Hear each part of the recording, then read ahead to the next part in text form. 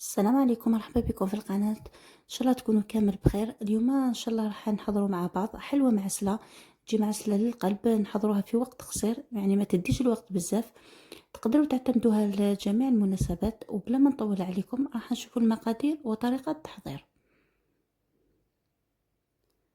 هنا عندي 125 غرام تاع الزبدة تكون بحرارة الغرفة. راح نحط لها ملعقة كبيرة تاع السكر الناعم، ونحط لها ملعقة صغيرة تاع لافاني، ونخلط هذه المكونات جيدا حتى نتحصلوا على خليط كريمي. هنا اللي حابة تستعمل خلاط الكهربائي تستعمل، واللي حابة تستعمل يدها ايضا تقدر، لكن لازم تحصلوا على قوام يكون كريمي. هنا راح نستعمل حبة بيض، يعني الصفار راح نديره في العجينة والبياض نحتفظ به. كما راكم تشوفوا نحط الصفار والبياض نحتفظ به باش نرمدوا الحلوى تاعنا. ورايحة نكمل نخلط مليح حتى نتحصل على خليط كريمي بهذه الطريقة.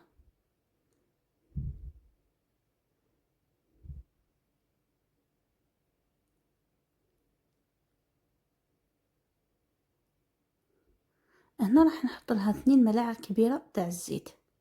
هنا بالنسبة للملعقة اللي بديت نكيل بها في الأول نكمل بها 2 ملاعق كبيرة تاع الزيت.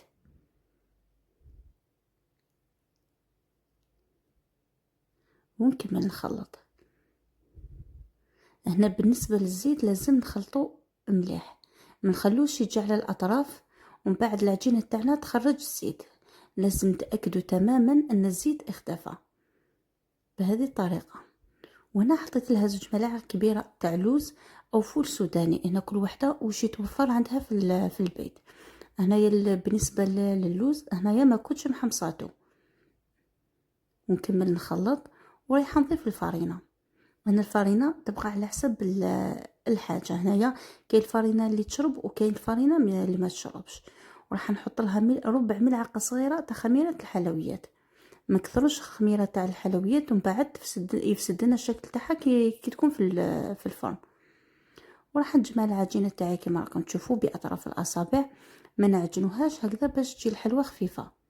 كما شفتوا انا راني حطيت الكاس الاول، هذا الكاس يفد 200 مليلتر، وهذا هو الكاس الثاني راني نضيفه غير بالعقل باش نتحصل على عجينة تكون طرية وما تكونش يابسة.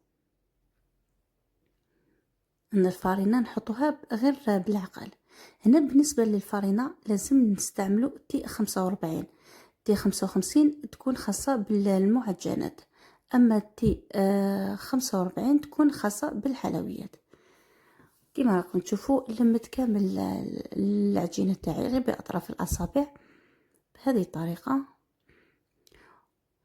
بعد نشد شوية تاع العجينة باليد الاخرى.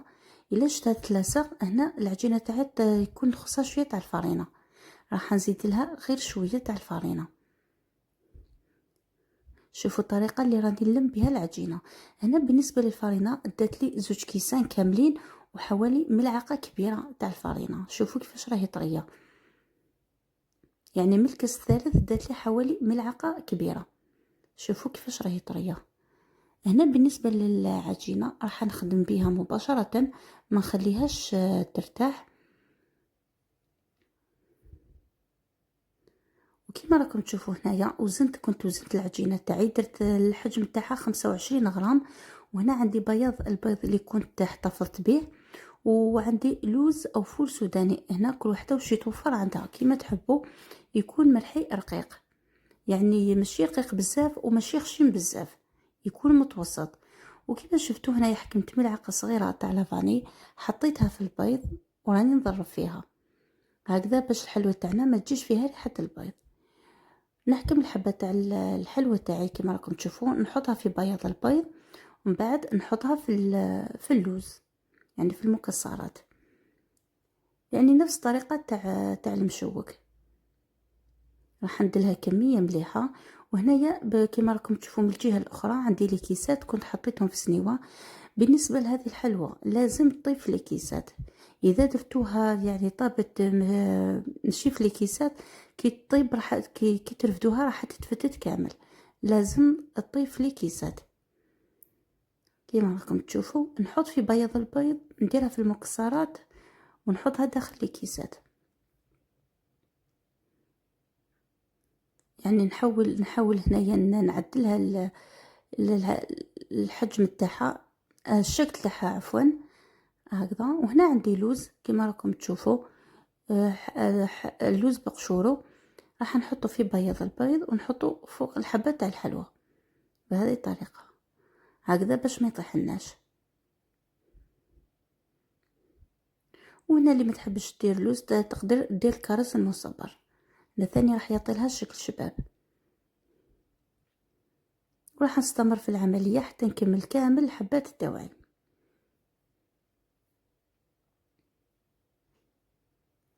وهنا بعد ما كملت الحبات كامل، هنايا كنت شعل الفرن يسخن على 160 درجة.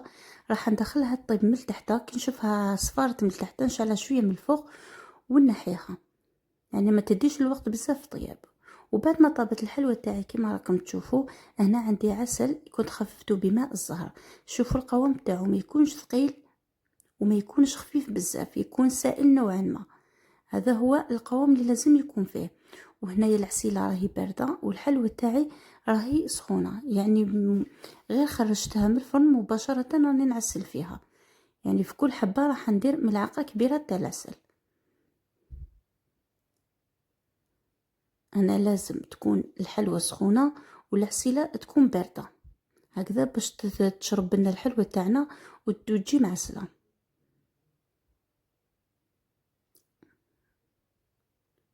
راح نكمل كامل الحبات كما راكم تشوفوا. يعني هي حلوة سهلة، ما تديش الوقت بزاف، يعني في وقفة وراكي درتيها. وهذا هو الشكل النهائي تاع الحلوى تاعي بعد ما عسلتها. شوفوا كيفاش جات ما شاء الله.